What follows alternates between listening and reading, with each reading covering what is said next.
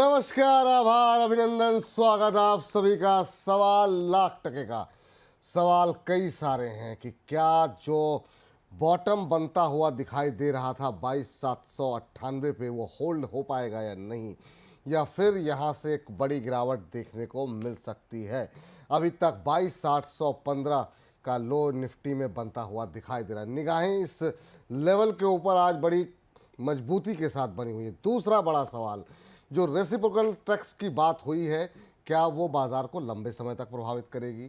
तीसरा बड़ा सवाल, मिड कैप और स्मॉल कैप की जो पिटाई हो रही है, और ख़ास तौर से आज जो पिटाई हो रही है, ये कब तक जारी रहेगी। और अब क्या छोटे शेयरों में जिनकी पोजीशन है, जहां पर 40% 25%, 30%, 20% तक का लॉस हो रहा है, क्या करें, एक बार के लिए लॉस बुक कर लें।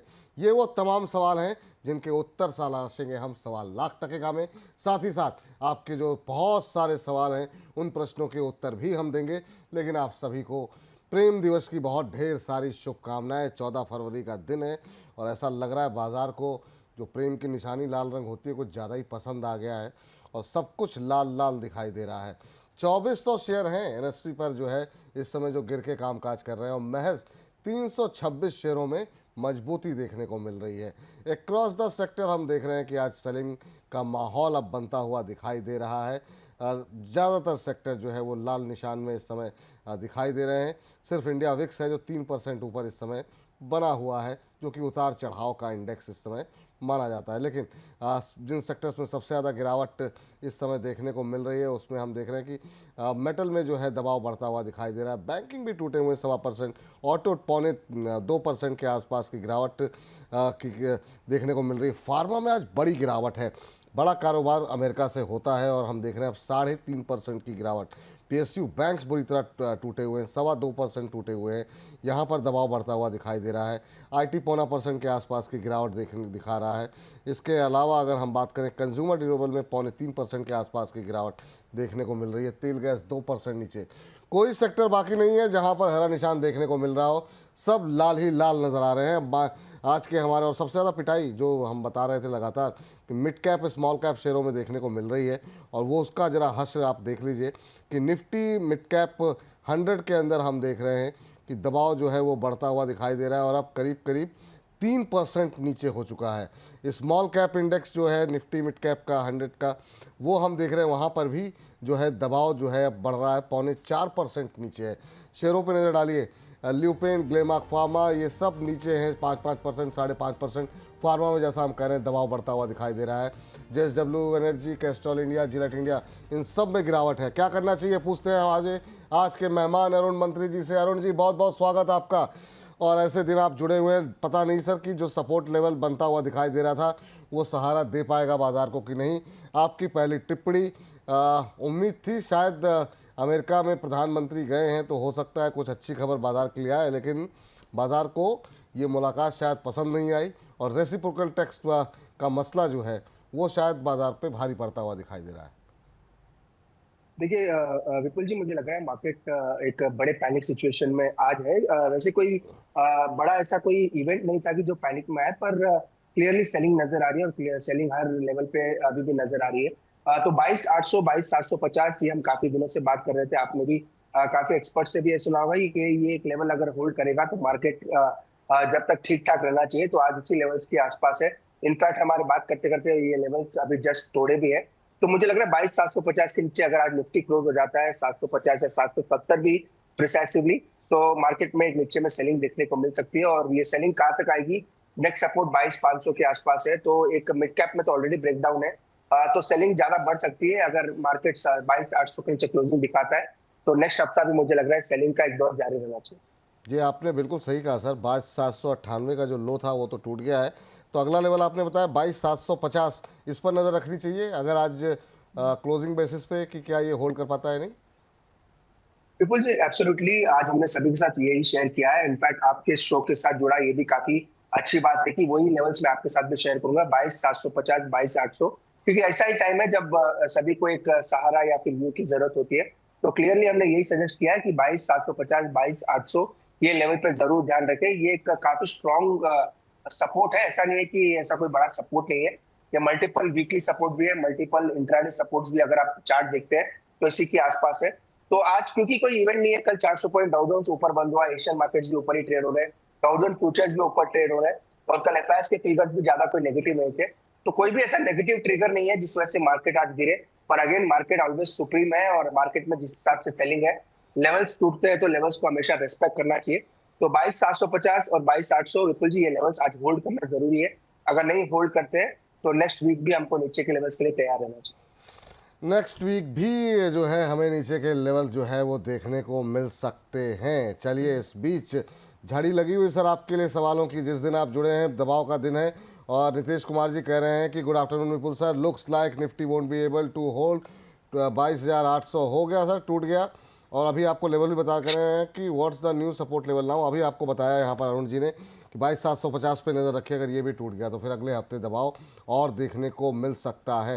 सर, ये मिड कैप स्मॉल कैप शेयरों में क्या करें? बड़ी पोजीशंस हैं क्या? मतलब बहुत लोग परेशान हैं इस समय, और मनोज जी कह रहे हैं कि हे प्रभु जगन्नाथ, बाजार में क्या हुआ, पाताल तक पानी आ गया है। तो बात सही है कि लोगों के पोर्टफोलियो लगातार डाउन हो रहे हैं, क्या करें लोग?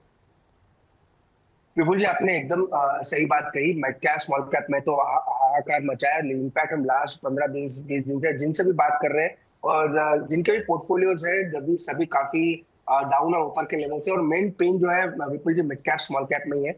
अच्छे से अच्छा स्टॉक भी गिर रहा है, ऐसा नहीं है कि कोई जिनके रिजल्ट्स खराब है। अच्छे से अच्छे स्टॉक जिनके रिजल्ट भी अच्छे आ रहे हैं, उनमें भी सेलिंग नजर आ रही है। तो क्लियर कट सेलिंग है, इनमें कोई लेवल्स वर्क नहीं करते हैं। लेवल्स हम जरूर सुझाते हैं विपुल जी, आपके शो पे भी जरूर लेवल्स सुझाते हैं। पर ऐसे मार्केट में जहाँ पे फॉलिंग लाइफ हो, जहाँ पे कंटिन्यूस सेलिंग है, अच्छे न्यूज पे भी मार्केट गिर रहा है, बुरे न्यूज पे भी मार्केट गिर रहा है, तो लेवल्स यूजुअली वर्क नहीं करते। और कभी भी ऐसा सेल ऑफ आता है तो ये सेल ऑफ काफी ब्रूटल रहता है। तो डेफिनेटली चिंता की बात है। मिड कैप स्मॉल कैप में काफी ब्रेकडाउन देखने को मिला है। इनफैक्ट अगर आज मैं चार्ट भी देख रहा था, तो मिड कैप स्मॉल कैप ने तो नया ब्रेकडाउन भी दिया है। तो आज मेरे को ब्रेक लेवल है विपुल जी, क्योंकि आज वीकली क्लोजिंग है और मल्टीपल वीकली सपोर्ट के आसपास हम ट्रेड कर रहे हैं। तो मेक और ब्रेक लेवल रहेगा। अगर आज रिकवरी नहीं आती है मार्केट में सेकंड हाफ में, जैसा हम बात कर रहे हैं, तो नेक्स्ट वीक के लिए हमें थोड़ी और वीकनेस के लिए तैयार रहना चाहिए। तो आज की क्लोजिंग काफी इंपॉर्टेंट रहेगी।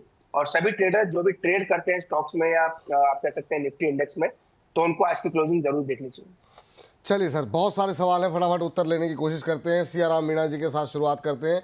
कह रहे हैं नमस्ते अरुण सर, BEL जो है वो 780 शेयर ले रखे हैं 254 पे, एक महीने का टारगेट है। कह रहे हैं विपुल सर आप कहाँ चले गए थे, आपको ढूंढते ढूंढते हमने 2 महीने लगा दिए सर। सर आप यहीं पर मिलेंगे और यहीं पर उपलब्ध हैं, बोनस को सब्सक्राइब कर लीजिए।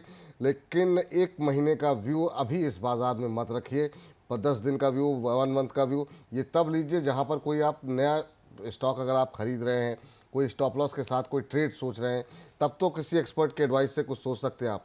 लेकिन ऐसे जो है आप व्यू 2, 4, 10 दिन, 15 दिन, महीने भर का मत लीजिए, काफ़ी वोलेटिलिटी है। सर BEL पे अभी क्या करना चाहिए? 4% के आसपास की गिरावट आज यहाँ पर देखने को मिल रही है।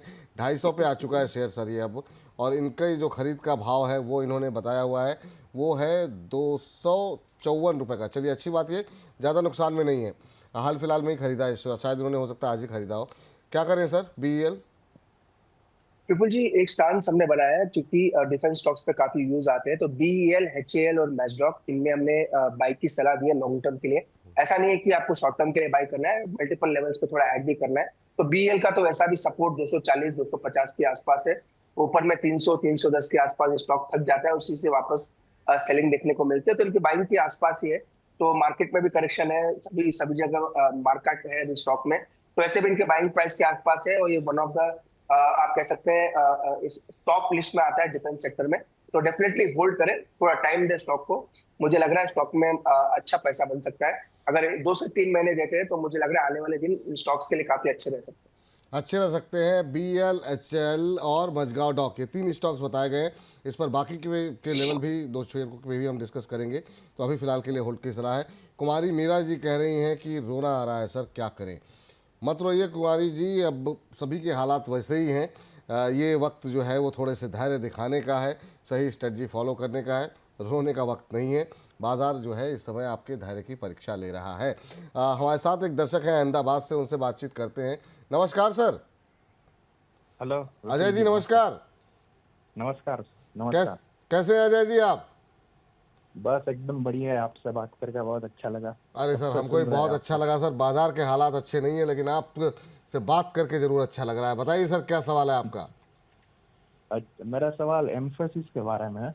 एम्फेसिस एम्फोसिस मैंने कितने शेयर हैं सर। 2710 पे 2710 पे 100 शेयर्स लेके रखे हैं मैंने। 2700। और जी। 10 या हाँ, कब तक होल्ड कर सकते हैं सर इसे आप। 1 साल तक का टारगेट है। एक बट साल तक का मेरा टारगेट है। क्वेश्चन जी। मेरा क्वेश्चन है कि अभी ये नया नीचे ही जा रहा है तो एवरेज करनी चाहिए या फिर रुकना एवरेज चाहिए। करना चाहिए कि नहीं, ये बहुत लोग जानना चाह रहे हैं कि जिनकी पोजीशन थोड़ी सी जो है लॉस ज़्यादा बढ़ रहा है तो क्या एवरेज करना चाहिए कि नहीं। एम्फोसिस पे सर ये जानना चाह रहे हैं कि अभी एवरेज कर लें। 200 रुपये पर शेयर के आसपास का लॉस हो रहा है। 2710 की खरीद है, 2537 का भाव। पिछले एक महीने में 8-9% के आसपास की गिरावट यहाँ पर देखने को मिली है। एक बार के लिए कुछ एवरेज करने की कोशिश करनी चाहिए या थोड़ा और नीचे आने दें अभी। विपुल जी, पहले तो जो एम्फोसिस इन्होंने बाय किया है 2700 के आसपास बाय किया है। और एक चीज क्लियर है, ये स्टॉक में बड़ा ब्रेकडाउन देखने को मिला है। ब्रेकडाउन का मतलब, मेरा मतलब यह है कि ऐसा नहीं है कि छोटे चार्ट पे ब्रेकडाउन है। वीकली चार्ट पे इसका ब्रेकडाउन है और 2700 के नीचे इसका ब्रेकडाउन हुआ है। 2500 तक ये ऑलरेडी आ चुका है। तो नीचे में इसका कोई बड़ा सपोर्ट नजदीक प्राइस के आसपास नहीं है। 2350 से 2420 उसी के आसपास सपोर्ट है विपुल जी। तो मुझे लग रहा है डाउन साइड अभी और आ सकती है। और आईटी स्टॉक्स में मुझे लग रहा है फ्रेश ब्रेकडाउन देखने को मिलेंगे। और निफ्टी आईटी का इंडेक्स में मुझे बेरिश नजर आ रहा है। तो अभी कोई एवरेजिंग की सलाह नहीं है, लॉन्ग टर्म अवधि है। तो इनको प्राइस आने में भी विपुल जी एक चीज इनको याद रखनी है, तो काफी टाइम लगेगा। अल्टरनेटिव मार्केट में शिफ्ट रिकवरी हो जाए तो वो अलग बात है। पर मुझे लग रहा है 2700 का प्राइस आने में भी इसमें काफी टाइम लग सकता है, क्योंकि फिलहाल कोई इस लेवल पे एवरेजिंग की सलाह नहीं है। एवरेजिंग की सलाह नहीं है सर अभी के लिए, जो हालात इस समय देखने को मिल रहे हैं। अभी के लिए अगला सवाल लेते हैं वन्ना जी का। वन्ना जी का प्रश्न आया है सर टाटा पावर पर। 419 पर लिए हुए हैं और इन्होंने के भी 70 शेयर लिए हैं। सवाल इनका भी वही है, 2 साल का इनका नज़रिया ज़रूर है लेकिन ये कह रही हैं कि एवरेज करना टाटा पावर में कब सही रहेगा। सर अब जिस तरीके से मौसम में बदलाव आने शुरू हो गए हैं और अभी होली का मौसम आने में समय है, उससे पहले ही हम देख रहे हैं कि उत्तर भारत के कई सारे हिस्सों में जो है वो पंखे और एसी का इस्तेमाल ऑफिस में शुरू हो गया है, घरों में शुरू हो गया है। क्या टाटा पावर में पोजीशन बनाई जा सकती है। आज 3% नीचे है, 337 के आसपास। एवरेज कर सकती हैं क्या ये। विपुल जी, इसका हमने एक टेक्निकल एनालिसिस किया था पिछले 3 या 4 दिन पहले, क्योंकि इस पे क्वेरीज काफी आती है। और स्टॉक फंडामेंटली अच्छा है, कोई दिक्कत नहीं है। वैसे मार्केट ऐसा गिरेगा तो अच्छे से अच्छा स्टॉक भी आपको गिरता हुआ नजर आएगा। 330 350 ये इसका बड़ा सपोर्ट था, उसी के बीच में स्टॉक ट्रेड कर रहा है। प्रिसाइसिवली अगर बात करें तो 342 इसका सपोर्ट है। तो 330 350 के बीच में इसके मल्टीपल सपोर्ट्स है। और उसके नीचे जाता है तो 305 से 310 के आसपास है। तो दो लेवल्स पे जरूर ध्यान रखें, ये सभी के लिए यूनिवर्सल रहा है जिन्होंने भी टाटा पावर में अपनी पोजीशन बनाई है। मुझे याद है 380 40 में भी 400 में भी काफी लोगों की पोजीशन है। इन्वेस्टमेंट पोजीशन रह सकती है, उनमें कोई दिक्कत नहीं है। दिक्कत सिर्फ ट्रेडिंग पोजीशन में है। तो 330 एक सपोर्ट है, इसी के आसपास अगर स्टॉक उठता है तो काफी अच्छा है। पर अगर किसी को एवरेजिंग करनी है तो 310 का लेवल काफी अच्छा है, क्योंकि वहां पे मल्टीपल वीकली सपोर्ट भी है, वॉल्यूम्स के साथ वहां से स्टॉक बढ़ा भी था। तो 310 के आसपास एवरेजिंग करनी चाहिए। फिलहाल एवरेजिंग की सलाह नहीं है। जितना चार्ट नजर आ रहा है 330 350 इसी के बीच में स्टॉक रहना चाहिए। अगर किसी वजह से ब्रेकडाउन आता है तो 310 एक अच्छा एवरेजिंग का लेवल है। ठीक है। इस बीच स्वाति जी हमारे साथ जुड़ी हैं, उनसे बातचीत करते हैं। स्वाति जी को नमस्कार। नमस्कार विपुल सर। नमस्कार स्वाति जी, कैसे हैं आप। सर ठीक हूँ मैं। बताइए क्या प्रश्न है आपका। सर मेरे पास शिपिंग कॉर्पोरेशन के शेयर हैं @190 और अशोका बिल्डकॉन है 200 पे। अभी शिपिंग सर मैं कॉर्पोरेशन पे बात पूछना कर ले। चाहती हूँ कि हाँ जी, एससीआई मेरे को 180 तक एग्जिट के लिए मिल जाएगा। और 180 अशोका तक शिपिंग बिल्डकॉन में कॉर्पोरेशन क्या 180 करना तक है? निकलना चाह रही हैं आप, ये कह रही ना। हाँ जी हाँ जी हाँ जी। अच्छा अच्छा, ये शायद रेट शायद सही नहीं आ रहा है शिपिंग कॉर्पोरेशन ऑफ इंडिया का। इसको जरा हटा दीजिए। 154 के आसपास का प्राइस है। किस रेट पे बताया मैम आपने लिया हुआ है। मैंने 190 पे। 198 पे लिया हुआ है। हाँ जी हाँ 5% डाउन है। पूरे डिफेंस में ही बिकवाली ज़बरदस्त देखने को मिल रही है। 154 155 का भाव। सर बड़ी गिरावट है। 180 तक के टारगेट इन्होंने अपने लिए निर्धारित किए हैं इस गिरावट को देखते हुए, जबकि इनकी खरीद जो है 200 के आसपास की है। क्या करें, क्या अभी वेट करें शिपिंग कॉर्पोरेशन में। विपुल जी, काफी दिनों से आपकी और मेरी काफी जगह इस स्टॉक के बारे में बात हुई। हमेशा से यही कहना था कि 180 इसका सपोर्ट है। एग्जैक्टली इन्होंने जो लेवल चुना है वो भी 180 चुना है। मे बी ये चार्ट्स वगैरह देख के या फिर कुछ ना कुछ इनके पास डेटा होगा, या वहीं से स्टॉक बार बार पलट रहा था, तो वो 180 इसका सपोर्ट है वो जो ब्रीच हो चुका है। तो क्लियरली टेक्निकली राय एग्जिट की रहेगी। अगर थोड़ा बहुत एग्जिट में हायर लेवल्स अराउंड 170 के आसपास भी मिलता है तो एक बार का एग्जिट कर दे। 180 मुझे लग रहा है मल्टीपल वीकली सपोर्ट था और बड़े गैप के साथ वो लेवल ने तोड़ा है। तो 180 मुझे लग रहा है विपुल जी थोड़ा मुश्किल है स्टॉक का वापस आना। अल्टीन एनालिस को स्विफ्ट रिकवरी मार्केट में हो जाए, हो सकता है 180 आ जाए, पर मुझे लग रहा है 170 175 भी आता है तो एक बार का स्टॉक से निकल जाए। बड़ा ब्रेकडाउन स्टॉक में नजर आ रहा है। बड़ा ब्रेकडाउन स्टॉक में निकल आ रहा है। प्रवीण गुप्ता जी कह रहे हैं विपुल जी हर हर महादेव। विपुल जी आपसे अनुरोध है कि बहुत दर्शक पीएसयू स्टॉक में, स्मॉल कैप में, मिड कैप स्टॉक में फंसे हुए हैं और हमें चार्ट पढ़ना नहीं आता है। आप एक कार्यक्रम बनाएं जहां बताएं कि स्टॉक लंबे समय में अच्छे हैं तो उन्हें रखें। प्रवीण जी एक कार्यक्रम नहीं, हम लोग दोपहर 1 बजे जब जुड़ते हैं तो हर कार्यक्रम में यही बात हो रही है। आप हमारे साथ लगातार जुड़े रहिए, आपको आपके प्रश्न से जुड़े हुए तमाम उत्तर जो है वो मिल जाएंगे। इस बीच प्रवीण जी ये भी कह रहे हैं विपुल जी कार्यक्रम लाइव चल रहा है या सुबह का रिपीट हो रहा है, कोई और सवाल नहीं आ रहे हैं। सर जी असल में आप जिस कार्यक्रम को जो देख रहे हैं वो अमर उजाला के मंच पर देख रहे हैं और इसका सही मंच जो है वो बोनस है। अमर उजाला हमारी पेरेंट कंपनी है, हम एक साथ दोनों जगहों पर लाइव जा रहे हैं तो हम मैसेजेस दोनों तरफ से हमको मिल रहे हैं, आपके मैसेज भी हम देख रहे हैं। लेकिन आपको करना ये है कि आपको जो येलो बटन वाला द बोनस है उसको सब्सक्राइब करना है और उसी को लाइक करना है, ताकि अभी हम दोनों जगह लाइव जा रहे हैं, आगे चल करके सिर्फ द बोनस पे ही हम लोग उपलब्ध होंगे। तो आप जो है ये सलाह आपके लिए, वहाँ पर बड़ी संख्या में दर्शक जुड़े और यहाँ पर भी जो सवाल आ रहे हैं हम कोशिश करेंगे कुछ एक सवालों के उत्तर देने की, जैसे आपके सवाल का उत्तर दिया।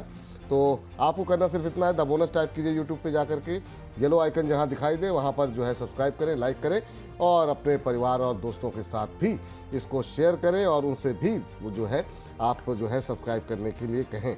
चलिए इस बीच अगले दर्शक का प्रश्न लेते हैं और हमारे साथ जो है गगन शरण जी ने पूछा है सवाल कि प्लीज़ एडवाइस कीजिए पीएफसी और आरईसी। ये पीएसयू का दर्द नहीं जा रहा है सर, अभी एससीआई, फिर उसके बाद से पीएफसी, आरईसी, अब ये नहीं पता इन्होंने ले रखे हैं या लेना चाह रहे हैं, लेकिन जिनके पास पीएफसी आरईसी जैसे शेयर हैं उन्हें अभी क्या करना चाहिए और जो लोग लेना चाह रहे हैं उनके लिए आपकी सलाह क्या होगी? विपुल जी आपने सही कहा, पीएफसी आरईसी में काफी पोजीशन है। एक तो एफ&ओ में भी काफी पोजीशन है क्योंकि दोनों स्टॉक आपको एफ&ओ में मिल जाएंगे और एक ऐसे ट्रेंडिंग स्टॉक्स हुआ करते थे जहाँ पे मोमेंटम काफी फास्ट था। जहां तक पीएफसी आरईसी की सपोर्ट्स की बात है विपुल जी, मेजर सपोर्ट आरईसी का वैसे तो 410 420 के आसपास था, 420 के आसपास इसका सपोर्ट था। अब स्टॉक उसके नीचे आ चुका है। तो अगर किसी ने रिसेंटली बाई किया है तो अगर जिसकी एकदम शॉर्ट टर्म की पोजीशन है तो उनके लिए तो सलाह यही रहेगी कि एक बार निकल जाए। पर जिनकी इन्वेस्टमेंट की पोजीशन है, इन्वेस्टमेंट का मेरा मतलब है 6 महीने 12 महीने की पोजीशन है, तो अभी भी वीकली चार्ट पे बेरिश नहीं है क्योंकि क्लियरली स्टॉक में बड़ा मूव देखने को मिला है, ऊपर से अच्छा करेक्शन देखने को मिला है। ऑलमोस्ट आप कह सकते हैं 600 से स्टॉक 400 के आसपास है, पर स्टिल अभी भी ये स्टॉक में अभी भी रैली को फिजल आउट होती हुई नजर नहीं आ रही है। सेम आरईसी पीएफसी की बात करें तो 375 के आसपास स्टॉक चल रहा है। तो मुझे लग रहा है विपुल जी एक राय जरूर है, अगर लॉन्ग टर्म की पोजीशन है दोनों स्टॉक में तो कोई दिक्कत नहीं है, होल्ड करके रखे, थोड़ा पेन और रहेगा उसके लिए तैयार रहना चाहिए। अगर किसी ने शॉर्ट टर्म में लिया है, एफ&ओ में पोजीशन है, तो उनके लिए क्लियरली एग्जिट की राय है। शॉर्ट टर्म में अभी तक मुझे लग रहा है आने वाले 4 से 5 दिन भी और वीकनेस स्टॉक में रह सकती है। जी चलिए, हमारे साथ विपिन झा जी अब इस समय जुड़ चुके हैं बातचीत करने के लिए, उनसे बातचीत करते हैं। विपिन जी नमस्कार। नमस्कार सर। नमस्कार सर, कहाँ से बोल रहे हैं? सर मैं मुंबई से बात कर रहा हूँ। मुंबई से बात कर रहे हैं, बहुत अच्छी बात सर, क्या सवाल है आपका? सर मैंने बहुत पहले एक जीटीएल इंफ्रा जी 3.44 पे लिया था 2500 शेयर। 3.44 जी कब लिया था सर आपने? ये कुछ महीने 6 महीना पहले लिया था सर। 6 महीना क्यों लिया था सर? जैसे कई न्यूज पे देखा था ऐसे कुछ उनका। ऐसे कुछ भी शेयर मत खरीदे सर, अच्छे शेयर नहीं चल रहे हैं और आप जीटीएल इंफ्रा 3 रुपये पर लेकर के बैठे हुए हैं और 3 रुपये से अब ये 1.5 रुपये पे आ गया है। मुझे नहीं पता इस पर क्या टिप्पणी करनी चाहिए, एक महीने में 16-17% करेक्ट हुआ है, कोई टिप्पणी करना चाहेंगे सर आप? विपुल जी जीटीएल इंफ्रा मेरे ख्याल से इंडिया का शेयर है, मेजर ऑफ सभी लोगों के पास आपको ये स्टॉक मिल जाएगा। आई डोंट नो रीजन क्या है, किसी ने 3 रुपये में बाई किया है, किसी ने 2 रुपये में बाई किया है, इनफैक्ट कहीं भी हम किसी से भी मिलते हैं तो सभी के पास जीटीएल इंफ्रा जरूर होता है, सुजलॉन होता है, आर पावर होता है। ऐसे कुछ स्टॉक्स है जो ट्रेडर फ्रेंडली है। मैं ये नहीं कह रहा कि स्टॉक का सुजलॉन बुरा है या आर पावर बुरा है या फिर जीटीएल इंफ्रा, तो ऐसे मैं ट्रैक नहीं करता हूँ। पर क्लियरली विपुल जी, ऐसे छोटे स्टॉक्स में मेजर ऑफ द रिटेल की पोजीशंस होती है। सबका अपना अपना मानना है, कोई इंफ्रा की स्टोरी पे बेट करता है, कोई टावर की स्टोरी पे बेट करता है। बिल्कुल। अगेन सबका अपना एनालिसिस है। पर विपुल जी, कोई राय नहीं है, जीटीएल इंफ्रा पे कंटिन्यूस स्टॉक गिर ही रहा है और ये 4 रुपए तक गया था, अब 1.5 रुपए तक आ चुका है। तो इनकी बाइंग 3.5 रुपए के आसपास है, तो ज्यादा कुछ खोने के लिए इनके पास है नहीं। ऑलमोस्ट ये स्टॉक 1.5 रुपए हो चुका है। तो जो है उसको होल्ड करें, कोई भी पॉजिटिविटी आती है तो बेटर है, प्राइस भी आता तो निकल जाए। कोई एग्जिट की सलाह भी देंगे तो ऑलमोस्ट 1.5 रुपए ही इनके प्राइस है, तो कोई ज्यादा खोने के लिए इनके पास है नहीं। तो एटलीस्ट जब मार्केट में रिकवरी आती है, प्राइस के आसपास भी आता है, तो स्टॉक से निकल जाए। डिफेंस का जिक्र आपने किया था सर, और मझगांव और अचल का जिक्र किया था। मैं चाहूँगा कि उसके लेवल भी ज़रा शेयर करें, क्योंकि डिफेंस को लेकर के आप जानते हैं पीएसयू पे काफ़ी सवाल हैं, उसमें मझगांव और एचएल भी शामिल है। अभी हाल ही में जो है काफ़ी चर्चाओं में भी रहा एचएल का शेयर। आपकी टिप्पणी क्या होगी एचएल और मझगांव को लेकर के, अभी क्या करना चाहिए? क्योंकि लॉस में तो ज़्यादातर लोग हैं जिनके पास पोजीशन है। किन लेवल्स पे आपको लगता है कि आकर के फ्रेश बाइंग या एवरेजिंग जैसी सलाह होगी आपकी? विपुल जी, कहीं ना कहीं आपको एक स्टांस लेना पड़ता है। ऐसा तो आपको, अगर आप बेयर मार्केट देखेंगे तो 100 में से 90 स्टॉक आपको बेरिश नजर आएंगे। बेरिशनेस पे भी कुछ कुछ ऐसे स्टॉक्स होते हैं जो अच्छे सपोर्ट्स पे आपको डेफिनेटली ऐड करने चाहिए, क्योंकि अगर आप गिरते मार्केट में और ऐसे पैनिक सिचुएशन में जहाँ पे सब कुछ अच्छा है, अगर आप, विपुल जी एक चीज और एक शेयर करता हूँ, कल हमने एक एनालिसिस भी किया था ग्लोबल मार्केट्स का। डाउ जोन्स अपने ऑल टाइम हाइस के पास है, यूरोपियन मार्केट्स ऑल टाइम हाइस के पास है, हैंगसेंग भी डेली ऊपर जा रहा है, जबकि चाइना से डेली उनकी तनातनी यूएस से चल रही है। पर इंडिया का मार्केट टॉप से 13% डाउन है। इसीलिए मुझे लग रहा है कहीं ना कहीं कैचअप रैली आएगी, या वो रैली कब आएगी ये कहना मुश्किल है। पर इसीलिए जो जो अच्छे स्टॉक्स की लिस्ट अगर किसी ने बनाई है, तो आने वाले दिनों में आपको एक अच्छा बाइंग का मौका मिल सकता है। तो एचएल उन्हीं में से एक स्टॉक है।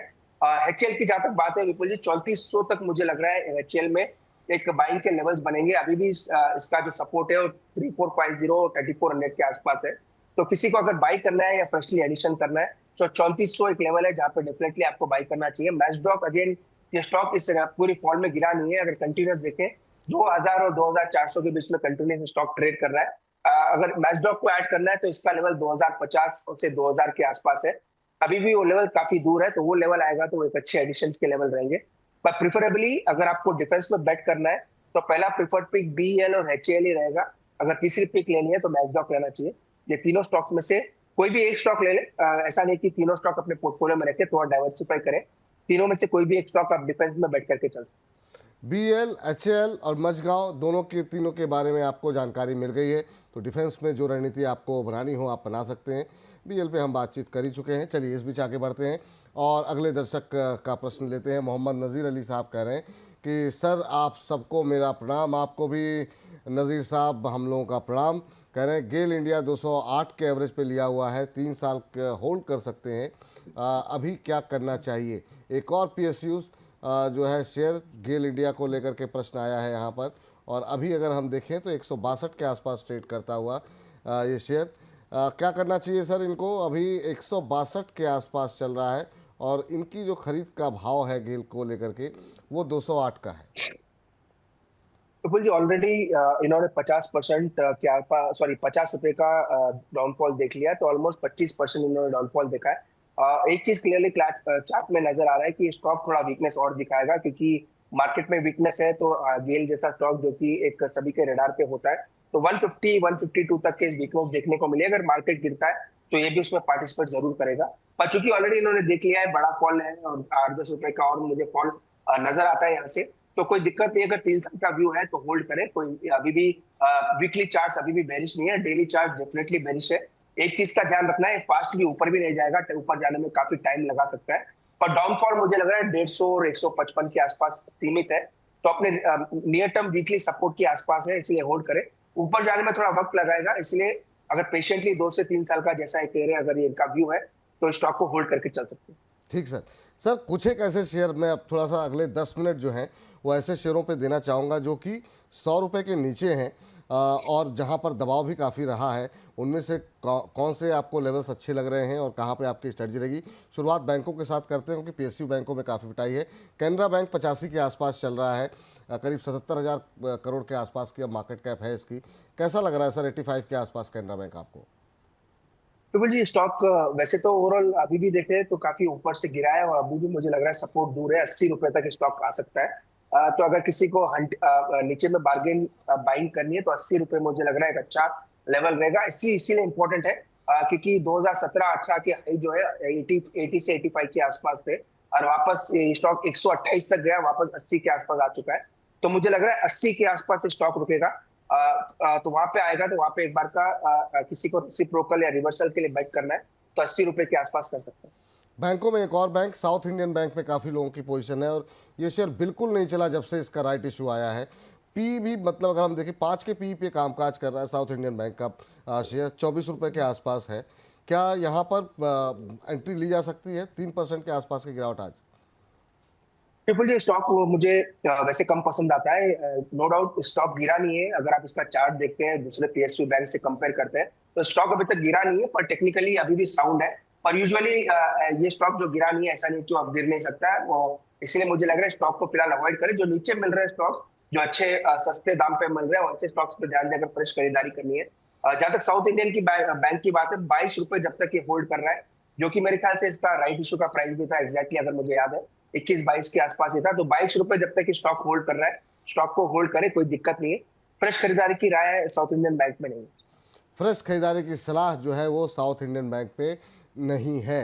अभी जिस कंपनी का जिक्र कर रहे थे आप, जिसको कि आप ट्रैक नहीं करते हैं या फिर उस पर टिप्पणी नहीं करते, ट्रैक तो आप करते हैं जब आपसे सवाल पूछा जाता है तब खाली, जैसे सुजलॉन का नाम लिया आपने, NHPC, ये 2 शेयरों पे भी आपकी राय जानना चाहेंगे। लंबे समय से लोग आपसे जुड़ रहे हैं, पूछ रहे हैं अभी NHPC में क्या करें। सुजलॉन 85 का हाई लगा करके नीचे आ गया 50 के आसपास, क्या इसको पोर्टफोलियो में रखना चाहिए या फिर जिनकी पोजीशन है उन्हें क्या करना चाहिए? आज 4-5% फिर टूट गया। विपुल जी आपसे जब भी जुड़ते हैं तो ये स्टॉक्स डेफिनेटली आते हैं और काफी बार स्टॉप लॉसेस बताए भी है और काफी बार ट्रिगर भी हो चुके हैं स्टॉप लॉसेस। अगर किसी ने रखा होगा, स्टॉप लॉस फॉलो किया होगा तो 90 मुझे याद है 96 के आसपास दिया था, 92 के आसपास दूसरा स्टॉप लॉस था, 89 के आसपास भी NHPC का मैंने स्टॉप लॉस दिया था। 2 से 3 बड़े स्टॉप लॉसेस थे। अब Vipul ji clearly major of the trend down है और 72 के आसपास आ चुका है। अब नया सपोर्ट अगर किसी को निकालना है तो मुझे लग रहा है 68 के आसपास इसका बड़ा सपोर्ट है। ट्रेंड इसका डाउन हो चुका है, पूरे मूविंग एवरेजेस के नीचे है और मुझे लग रहा है 86 के ऊपर ये इजीली जाता हुआ भी नजर आएगा। तो 68 का एक सपोर्ट है, उसी के लेवल का ध्यान रखें। अगर वो होल्ड करता है तो अपने पोर्टफोलियो में बनाए रखें।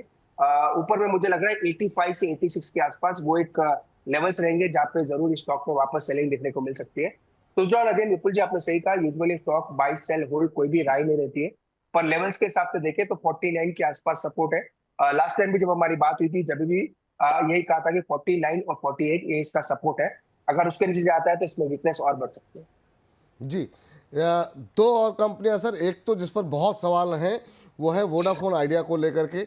अभी काफ़ी सारी अनाउंसमेंट हुई, नतीजे कंपनी के रहे, घाटा घटा है 7-8 रुपए के आसपास अभी चल रहा है, लेकिन जो बहुत सारी अंतर्राष्ट्रीय ब्रोकरेज कंपनियों ने इसे अब 6 रुपए तक के टारगेट दे दिए हैं। क्या करें जिन्होंने 12-13 के आसपास ले रखे हैं, या उनकी वो लोग जो अभी ये कह रहे हैं कि दोबारा 15-20 रुपए के बीच आसपास आएगा और ख़रीदना चाहिए? ये भी शेयर ऐसा है जिस तमाम शेयरों का जो आपने नाम लिया जो कि बहुत लोगों के पोर्टफोलियो में रहता है, तो इस पर आपकी कोई टिप्पणी? और दूसरे साथ इसके साथ अगर आप यस बैंक भी जोड़ दें, ये दोनों ही शेयर ऐसे हैं जिस पर काफ़ी सवाल रहते हैं और लोग जानना चाह रहे हैं। अगेन विपुल जी आपने सही कहा, ये स्टॉक रेडार पे तो जरूर रहता है, पर इसको भी अगेन वही लिस्ट में डाल रखा है जहाँ पे कभी रिकमेंड नहीं किया है। ऑलमोस्ट 12-13 रुपए गया, जब भी रिकमेंड नहीं किया, जब 7 रुपए आया था जब भी रिकमेंड नहीं किया। क्योंकि विपुल जी इसका एक कारण है, ये होप रैली है। होप यही है कि कंपनी रिवाइव हो जाएगी, गवर्नमेंट कहीं ना कहीं इसका बेल आउट कर देगा, या फिर जो बड़े ग्रुप से आती है, कुमार मंगलम बिरला जी का भी मैं बहुत फॉलोअर हूँ, बहुत बड़ा फॉलोअर, क्योंकि उनको काफी दिनों से उनकी बिजनेस स्ट्रेटेजी वगैरह में यूजुअली पढ़ता हूँ। तो मुझे लग रहा है कुमार मंगलम बिरला के नाम की वजह से या ओवरऑल ग्रुप के नाम की वजह से स्टॉक में प्राइजेस में कुछ ना कुछ फ्लक्चुएशन देखने को मिलती है। और जिस हिसाब से उन्होंने 12-13 रुपए 11 या 12 रुपए के आसपास टेक बाई किया था, वहां से भी थोड़ा कॉन्फिडेंस लोगों में आया था।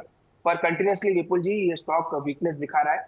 हो सकता है मैं गलत रहूं, पर 7 रुपए का एक स्टॉप लॉस रखना चाहिए। मैंने हमने कभी रिकमेंड नहीं किया, पर किसी ने भी ले रखा है, तो 7 रुपए के नीचे जाता है तो वहां पे जरूर एग्जिट करना चाहिए।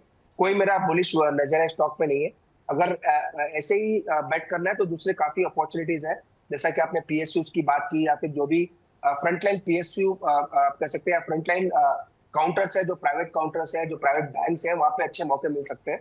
तो मुझे लग रहा है इनफैक्ट होप रैली के वजह कोई अगर फंडामेंटली स्ट्रॉन्ग कंपनी बाय करेंगे तो वहां पे पैसा अच्छा बन सकता है। पर किसी ने अगर वोडाफोन ले रखा है तो ₹7 का एक स्टॉप लॉस जरूर रखना चाहिए। वोडाफोन ले रखा है, ₹7 का स्टॉप लॉस अवश्य रखें। रामकृष्ण जी से बातचीत कर लेते हैं। और जैसे बाजार की स्थिति है, रामकृष्ण का ही नाम जो है वो दिमाग में बार बार आ रहा है। रामकृष्ण जी को नमस्कार। नमस्कार सर। गुड कैसे आफ्टरनून हैं सर। रामकृष्ण जी आप? जी ठीक है सर, आपको ढेरों मुबारकबाद सर, और द बोनस को भी ढेरों बधाइयाँ सर, पूरे पटना बिहार से। धन्यवाद धन्यवाद सर। और आप बताइए आपके कैसे नाम- लग रहे हैं हमारे सर, आपके- कार्यक्रम आपको? सर आपका मैं बहुत पहले से देख रहा हूँ सर, पिछले चैनल से मैं कंटिन्यूअसली देख रहा हूँ, और द बोनस पे भी कंटिन्यू सर, मॉर्निंग सेशन भी और 1 बजे वाला सेशन को भी कंटिन्यू वॉच करता हूँ सर। थैंक यू सर, बहुत बहुत धन्यवाद। और आप जैसे दर्शकों का प्यार जो है वो बड़ी हम लोगों को सहारा और ऊर्जा देता है। और आप सभी लोगों से निवेदन है कि अपने दोस्तों और परिवार के लोगों के साथ शेयर कीजिए सर लिंक को, और ज़्यादा से ज़्यादा सर, लोगों इसको को मैं सब्सक्राइब शेयर किया कराइए हूँ सर सर। चैनल को। सर इसको मैं शेयर किया हूँ, अभी तक 78 लोगों को मैं अब तक सब्सक्राइब करवा चुका हूँ अपने सर की। Thank you sir. और ये आप लोगों का ही प्यार है सर कि हमको बहुत अच्छी प्रतिक्रियाएं जो है वो हर तरफ से मिल रही है। बताइए सर, क्या प्रश्न है आपका? सर मेरा 2 चीजों पर प्रश्न है सर। एक्सिस बैंक 1161 पे 200 क्वांटिटी लिया हूँ, और आईसीआईसी बैंक 1342 पे 250 क्वांटिटी। थोड़ा सर एक बार फिर से अपना जो सवाल है उसको तो। एक्सिस बैंक किस भाव पे लिया है? एक्सिस बैंक सर 1161 पे लिया हूँ, ठीक है। 200 क्वांटिटी। हाँ, और आईसीआईसीआई?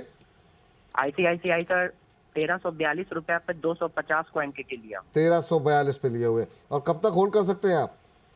सर ऐसे तो शॉर्ट टर्म भी हुआ है, लेकिन अगर लॉन्ग में भी मेरा अमाउंट रिकवर हो जाएगा तो मैं वेट कर लूंगा। चलिए ठीक है, आप के लिए 1161 पे आपने लिया हुआ है। 9 साढ़े 900 के 991 यानी 1000 के आसपास अभी चल रहा है। 100-150 का नुकसान एक्सिस बैंक में आपको अभी हो रहा है। आईसीआईसीआई बैंक करीब 1250 के आसपास चल रहा है, और आपने करीब 1350 के आसपास लिया हुआ है। सर अपने निजी प्राइवेट बैंकों के दिग्गज बैंक इन्होंने अपने पोर्टफोलियो में शामिल किए हुए हैं। रामकृष्ण जी ने पटना से हैं, क्या सलाह देंगे? क्या अभी बने रहें? बाजार की स्थिति भले विपरीत हो, लेकिन शेयर अच्छे हैं। सर आप म्यूट हो गए सर। विपुल जी सॉरी अगेन। विपुल जी मुझे लग रहा है दोनों इन्होंने प्राइवेट बैंक्स चुने हैं, और मुझे लग रहा है एक्सिस बैंक और आईसीआईसीआई बैंक में कंपेयर करते हैं तो आईसीआईसीआई बैंक बड़ा आउट परफॉर्मेंस दिखा सकता है। तो एक काम ये कर सकते हैं, ये जो भी आपने एक्सिस बैंक बाय किया है इसको पूरा आप आईसीआईसीआई बैंक में स्विच करने, एक ही जगह एक ही बैंक में रखें, क्योंकि मुझे लग रहा है कि मार्केट ऊपर जाएगा तो बैंक निफ्टी या बैंकिंग स्टॉक्स ही उसको लीड करेंगे, और बैंकिंग स्टॉक्स में आईसीआईसीआई और एचडीएफसी बैंक उसको लीड कर सकते हैं। तो 2 स्टॉक रखने के बजाय एक ही स्टॉक रखें। थोड़ा लॉस जरूर बुक करना पड़ेगा आपको एक्सिस बैंक में, पर एक ही स्टॉक रखेंगे उसमें अच्छा मोमेंटम मुझे लग रहा है बनना चाहिए। तो दोनों स्टॉक अच्छे चुने हैं, फंडामेंटली स्ट्रॉन्ग है, और अच्छे करेक्शन पे आपने बाई भी किया है। नो डाउट वहां से भी गिरे हैं, क्योंकि वो आपके हाथ में नहीं है और किसी के हाथ में नहीं है, क्योंकि मार्केट कंटिन्यूअसली ब्लीड कर रहा है। पर मुझे लग रहा है एक ही प्राइवेट बैंक रखेंगे आईसीआईसीआई बैंक, तो उसमें अच्छा पैसा इनको बन सकता है। ठीक है, आईसीआईसीआई बैंक पे अच्छा पैसा बनेगा। दोनों अच्छे हैं, ये टिप्पणी निकल के आती है। कमालुद्दीन साहब कह रहे हैं इरडा के शेयर बाय किए हुए हैं 175 के भाव पर, अभी क्या करें?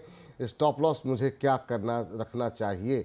इरडा में अभी भी जो है मुझे लगता है हाल फिलहाल की इनकी खरीद है, और बहुत ज़्यादा जो है, और जिस दिन खरीदा मुझे लगता है कल शायद परसों शायद इन्होंने सवाल पूछा भी था, और अब जहाँ से इन्होंने लिया वहाँ से भी नीचे चला गया, 5% नीचे, 168 का लेवल। इरडा सर क्या करें? अब जिन लोगों ने हाल फिलहाल में भी खरीदा उनको भी नुकसान हो रहा है, और पुरानी पोजीशन की तो बात छोड़ दीजिए आप। विपुल जी इसका मेजर सपोर्ट ब्रीच हो चुका है 180 का, तो इनके बाई प्राइस के आसपास ही है, तो बेटर एक बार का निकल जाए, क्योंकि मुझे नहीं लग रहा इजीली आपको 180 के ऊपर जाता हुआ नजर आएगा। 180 230 ये इसका रेंज था, काफी बार हमने भी इसके ऊपर डिस्कशन किया था। तो जब भी 180 के ऊपर निकलेगा, मोमेंटम दिखाएगा, तो वापस एक बार इस पर जरूर रिव्यू करेंगे। तो जब तक 180 के नीचे है, वीकनेस दिखाता रहेगा, तो बेटर इनके बाई प्राइस के आसपास ही है, तो एक बार का स्टॉक से एग्जिट लेंगे। और सर जिनके पास पुरानी पोजीशन है, जो लोग बहुत टाइम से होल्ड कर रहे हैं, वो क्या करें? वो अपना धैर्य बनाए रखें या वो भी एग्जिट करें? देखिए विपुल जी, अगर लंबा व्यू है तो ये स्टॉक वैसे तो अच्छा है, कोई दिक्कत नहीं है, पर चूंकि ये ट्रेडर फ्रेंडली है और सभी के पोर्टफोलियो में होता है, मार्जिन कॉल्स वगैरह भी आते हैं, और काफी ब्रोकर्स वगैरह के प्लेजिंग वगैरह के भी इश्यूज रहते हैं, तो वो इश्यूज से भी स्टॉक गिरता है। और जो भी ट्रेडर फ्रेंडली स्टॉक्स है उसमें अच्छा फॉलो अप सेलिंग देखने को मिल रही है। तो लॉन्ग टर्म जिनका नजर है कोई दिक्कत नहीं है, लॉन्ग टर्म में अभी भी मुझे लग रहा है डेफिनेटली स्लो मूवर रहेगा, ऐसा नहीं कि स्टॉक वन साइड आपको ऊपर जाता हुआ नजर आएगा। तो लॉन्ग टर्म में अभी भी कोई दिक्कत नहीं है। बट जिन्होंने प्योर शॉर्ट टर्म के लिए लिया है, जो स्टॉप लॉसेस टारगेट जाना चाहते हैं शॉर्ट टर्म के लिए, तो शॉर्ट टर्म के लिए फिलहाल बाई ना करें, क्योंकि अभी भी शॉर्ट टर्म में ब्रेकडाउन है और 180 के आसपास ही ब्रेकडाउन हुआ है, तो ऑलमोस्ट ब्रेकडाउन के आसपास ही है। तो शॉर्ट टर्म ट्रेडर्स के लिए एग्जिट की रहा है, पर लॉन्ग टर्म जिन्होंने बाई किया है अभी भी कोई दिक्कत नहीं है, वीकली चार्ट में अभी भी ऊपर है, तो लॉन्ग टर्म में कोई दिक्कत नहीं है, होल्ड करें। पर किसी ने शॉर्ट टर्म के लिए लिया है तो बेटर है एक बार का करंट मार्केट प्राइस से ही निकल जाए। छोटा नज़रिया है तो निकल जाइए इरडा से, ये सलाह निकल के आई है आपके लिए। सभी यहाँ सैयद जी कह रहे हैं विपुल सर प्लीज़ 2 का आंसर दें। पहले 1 का तो आंसर मैं ले लेते हैं। वेदांता पे इन्होंने 1096 पे लिया हुआ है, 1112 के आसपास वेदांता का शेयर अभी ट्रेड करता हुआ, और यह नज़रिया इन्होंने नहीं बताया है कि कितने समय तक होल्ड कर सकती हैं ये। लेकिन परसिस्टेंट सिस्टम पे आपका दूसरा सवाल है, 4500 पे ले रखा है, इसका टारगेट ये जानना चाह रही हैं। तो वेदांता और परसिस्टेंट सिस्टम पे है, वेदांता नहीं सर, मेदांता का सवाल है, जरा स्क्रीन से वेदांता हटा दीजिए, मेदांता पे सवाल है। 1096 की इनकी खरीद है। ग्लोबल हेल्थ के नाम से ये कंपनी जो है मिल जाएगी आपको, 1112 का भाव अभी देखने को मिल रहा है। प्रॉफिट में है सर अभी भी, क्या सलाह रहेगी? विपुल जी मुझे लग रहा है स्टॉक ओवरऑल हॉस्पिटल स्टॉक अच्छे करने चाहिए। मुझे लग रहा है लॉन्ग टर्म में इनकी स्टोरी काफी अच्छी है। मेदांता पे इसका स्ट्रक्चर भी अभी मजबूत है टेक्निकली, और रिजल्ट्स भी ठीक ठाक आए थे, मेरे ख्याल से लास्ट वीक इसके रिजल्ट्स आए थे, तो मुझे लग रहा है होल्ड करके चल सकते हैं। एक काम जरूर करें, क्योंकि इनके बाइंग प्राइस के ऊपर है और टेक्निकली साउंड अभी भी स्टॉक अच्छा है। तो 1030 1040 जब तक स्टॉक इसके नीचे नहीं जाता, स्टॉक को होल्ड करें। मोमेंटम बनेगा तो 1220 से 1240 तक स्टॉक जा सकता है। तो स्टॉक अच्छा है इसलिए होल्ड करें, 1240 तक के ऊपर में टारगेट देखने को मिल सकता है। चलिए, तो ये राय जो है मेदांता पे निकल के आई है। परसिस्टेंट सिस्टम पे अगर एक टिप्पणी हो जाए सर आपकी, अभी क्या करना चाहिए? 4500 पे लेकर के मैम बैठी हुई हैं, 5500 का भाव है, और मुझे लगता है हार लेवल से इनके मुनाफा तो घटा है, लेकिन अच्छी बात यह है कि बहुत कम लोग हैं जो इस समय थोड़ा फ़ायदे में बैठे हुए हैं, उसमें सबिहा जी एक हैं। तो मुझे क्लियरली एक सपोर्ट निकल के आ रहा है, इसका चार्ट काफी क्लियर है, 5400 के आसपास वीकली सपोर्ट्स है। अगर प्योर चार्ट की बात करें तो ऑलमोस्ट आप कह सकते हैं 22 जनवरी, फिर 3 फरवरी, और उसी के पहले अगर आप देखें तो नवंबर 2024 के लोस 5400 के आसपास ही है। तो चार्ट क्रिस्टल क्लियर है, 5400 के नीचे जाएगा तो स्टॉक में स्टीप फॉल, या कह सकते हैं वन साइड नीचे के फॉल देखने को मिल सकता है, या अपने बाय प्राइस से काफी ऊपर है, इसलिए 5400 का ट्रेलिंग स्टॉप लॉस लगा लें। एक प्रूडेंट कॉल ये भी कर सकते हैं, थोड़ा प्रॉफिट भी बुक करें, बाकी का 5400 का ट्रेलिंग स्टॉप लॉस लगा के रखें। 5400 के नीचे स्टॉक जाएगा तो वीकनेस काफी बढ़ सकती है। ठीक सर। एक कंपनी सर जिस पर जब आईपीओ आया, आईपीओ तो क्या मतलब जब ये रिलायंस से अलग होकर लोगों के पोर्टफोलियो में आई थी तो बहुत लोगों का उत्साह था, वो था जियो फाइनेंशियल का शेयर, और आज भी काफ़ी ज़्यादा सवाल हमारे पास जियो फाइनेंस को लेकर के आए हैं। 220 के आसपास अभी फ़िलहाल के लिए ट्रेड कर रहा है। हमारे दर्शक मोहित जी हैं, उन्होंने 262 पे ले रखा है, तो 40-45 रुपए के नुकसान पे है, लेकिन कह रहे हैं कि 3 साल के लिए होल्ड कर सकते हैं। और क्या इसे और ऐड करना चाहिए? लॉन्ग टर्म के लिए कंपनी कैसी लग रही है? उस समय काफ़ी लोगों को, चूँकि रिलायंस समूह की का हिस्सा रही है और अभी भी है, लोगों को काफ़ी फंडामेंटल्स अच्छे लग रहे थे। अब ये 225 के आसपास कैसा लग रहा है सर? क्या 2-3 साल के लिए इसको खरीदा जा सकता है? विपुल जी स्टॉक 270-80 में भी ठीक ठाक था, तो 220 के आसपास, तो टेक्निकली तो वीक लगेगा, पर फंडामेंटली वैल्यूएशंस काफी नीचे के मिल रहे हैं। तो इसके नीचे के लेवल्स हमने निकाले थे, क्योंकि काफी क्वेरीज आ रही थी कि नीचे का सपोर्ट कहाँ है, क्योंकि ये रिसेंटली लिस्टेड है, कोई बड़े लेवल्स नीचे के नहीं है। अगर नीचे के टेक्निकल्स लेवल निकालते हैं तो 205 के आसपास का सपोर्ट है, तो वो एक लेवल मुझे लग रहा है स्टॉक होल्ड करना चाहिए। नो डाउट कंटिन्यूस 240 से स्टॉक वापस नीचे का लेवल दिखा रहा है, तो 205 210 अगर आता है तो विपुल जी वो एक अच्छा लेवल्स रहेगा एवरेज करने के लिए। अगेन ये प्योर टेक्निकल कॉल है, 205 210 पाइवट लेवल्स है, वो लेवल्स मुझे लग रहा है कि अच्छे लेवल्स रहेंगे स्टॉक को एवरेज करने के लिए। जी, लेकिन जिनका लंबा नज़रिया है, जो लोग अभी होल्ड कर रहे हैं और थोड़ा और ऊपर खरीद करके बैठे हुए हैं, उनको क्या होल्ड करना चाहिए? मुझे डेफिनेटली अब इस लेवल पे बेचने की राय तो नहीं है, तो डेफिनेटली होल्ड करें। एवरेजिंग की मैं बात कर रहा हूँ, एवरेजिंग करना है तो 205 210 वो एक अच्छे लेवल्स रहेंगे एवरेज करने। 205 210 थोड़ा और नीचे आ जाने दीजिए। जो लोग एवरेज करना चाह रहे हैं, अपनी कॉस्ट कम करना चाह रहे हैं, उनके लिए ये सलाह रहेगी। सर, एक जो है रेलवे के ऊपर थोड़ी बात नहीं हुई है, अगर थोड़ी सी अगर आप अपनी टिप्पणी रेलवे शेयरों को लेकर, अभी आपका व्यू क्या है और कौन सा शेयर ऐसा है जो आपको लगता है कि अभी भी पोर्टफोलियो में अपना जो है हिस्सा उसका होना चाहिए, खासतौर से इरकॉन या आरवीएनएल या आईआरएफसी, इन तीन में से किसी पर अगर आप पॉजिटिव हो तो आपकी टिप्पणी क्या होगी? देखिए विपुल जी, मुझे लग रहा है दो ही स्टॉक हमेशा से बात की, आईआरएफसी और आरबीएनएल, ये दो स्टॉक्स मुझे लग रहा है ठीक ठाक नजर आ रहे हैं। ठीक ठाक का मेरा मतलब है कि दोनों थोड़ा बेरिश कम है, तो स्टॉक्स में तो सभी में बिकवाली है। पर आईआरएफसी आरबीएनएल इन पे मेरी नजर है। कहाँ पे बॉटम बनाएगा कहना मुश्किल है, क्योंकि मार्केट में फ्री फॉल है। पर ये दो स्टॉक्स मुझे लग रहा है अगर मार्केट वापस बढ़ता है या वापस रिकवरी होती है तो रेलवे पैक में आईआरएफसी पहले और आरबीएनएल दूसरा, दो स्टॉक पहले रिकवर होंगे। तो अगर किसी को अगर नजर रखनी है जब भी मार्केट का थोड़ा सेंटीमेंट सुधरता है, तो आईआरएफसी और आरबीएनएल ये दोनों पे जरूर नजर रखें। और जब भी हम बात करेंगे इस पर रिकमेंडेशन भी देंगे, तो फिलहाल एडिशन की राय नहीं है, जो है उनको बनाए रखें। पर कहाँ पे ऐड करना है हम आने वाले शो में जरूर बताएंगे। पर फिलहाल फ्री फॉल है, इसलिए कोई एवरेजिंग की सलाह नहीं है। पर ये दो स्टॉक्स मुझे लग रहा है रेलवे पैक को आउट परफॉर्म कर सकते हैं।